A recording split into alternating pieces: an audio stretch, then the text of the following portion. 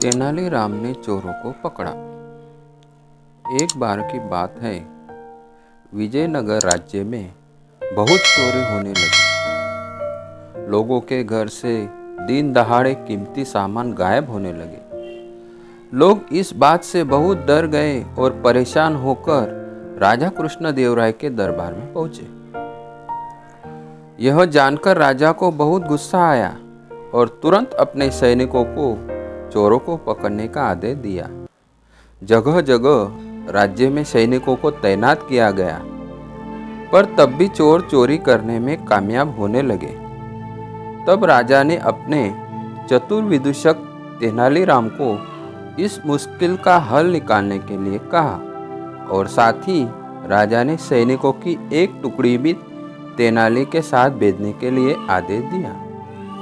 पर तेनाली ने राजा से कहा कि उन्हें किसी भी सेना की आवश्यकता नहीं है और वह स्वयं ही चोरों को एक हफ्ते के अंदर पकड़ लेगा। तेनालीराम की बात सुनकर दरबार के अन्य लोग हंसने लगे और सोचने लगे, जिन चोरों को राज्य की सेना मिलकर नहीं पकड़ पा रहे हैं, उसे तेनाली अकेले कैसे पकड़ेगा। अगले दिन सुबह राज्य के कुछ लोग बात कर रहे थे कि राज्य के सबसे बड़े सेठ लक्ष्मीचंद को एक नया मंत्र पता चला है, जिसके मुताबिक तिजोरी खोलकर सोने से भी कोई चोर चोरी नहीं कर सकता। यह बात जब चोरों के कान में लगी तो वो खुश हुए। उसी रात वो चोर सेठ लक्ष्मीचंद के घर पहुंचे।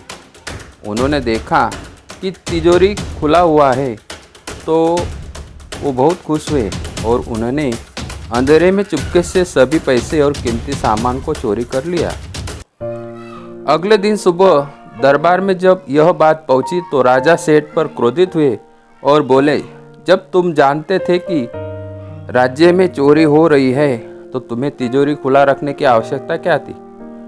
तभी सभा में तेनालीराम पहुंचे। उनके पीछे दो लोगों को बांध कर रखा गया था।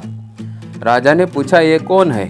तब तेनाली ने बताया, ये वो चोर है जो कुछ दिनों से राज्य में चोरी कर रहे हैं। राजा ने तेनालीराम से पूछा कि तुमने ऐसा कैसे किया।